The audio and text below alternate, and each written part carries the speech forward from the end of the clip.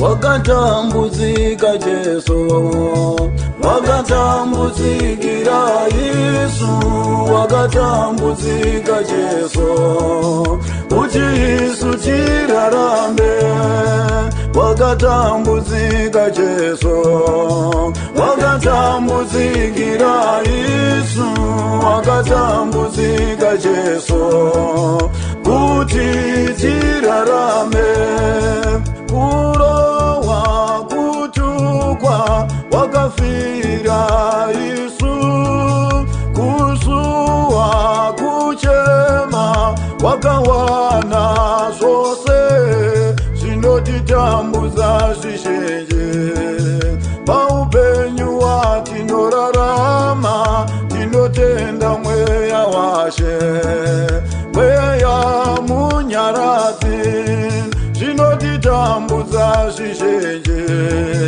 Paupenyu hwatinorarama tinotenda mweya washe, mweya munyaradzi wakasenga chinjikano ndokunanga pakorokota, wakaroverwa ipapo. Mambo wemadzimambo wakasenga chinjikano ndokunanga pakorokota, wakaroverwa ipapo. Mambo wemadzimambo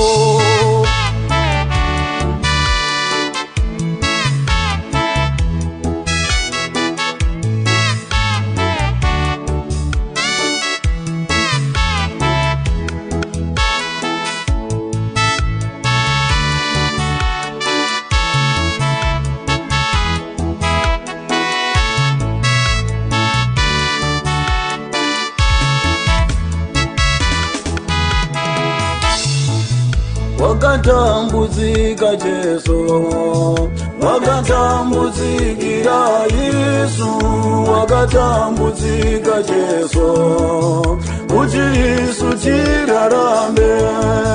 Wakatambudzika Jesu, wakatambudzikira Yesu, wakatambudzika Jesu, kuti tirarame.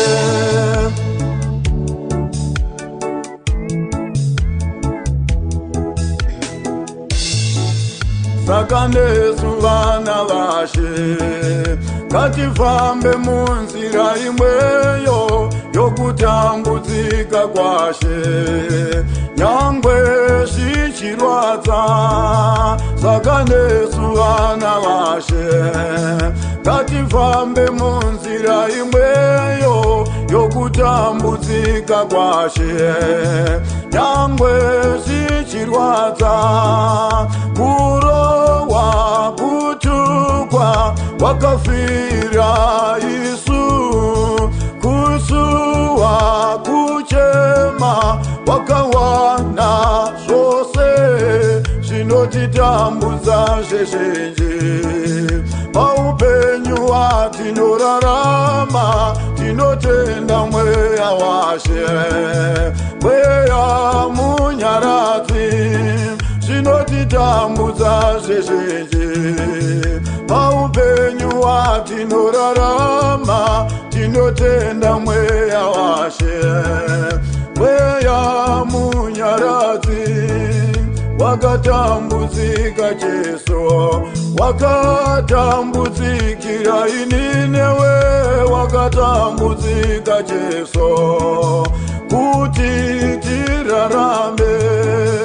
Wakatambudzika Jesu, wakatambudzikira ini newe, wakatambudzika Jesu, kuti isu tirarame.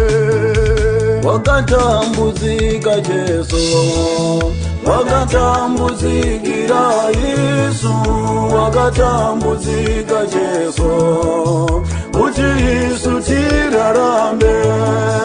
Wakatambudzika Jesu, wakatambudzikira Yesu, wakatambudzika Jesu, kuti tirarame.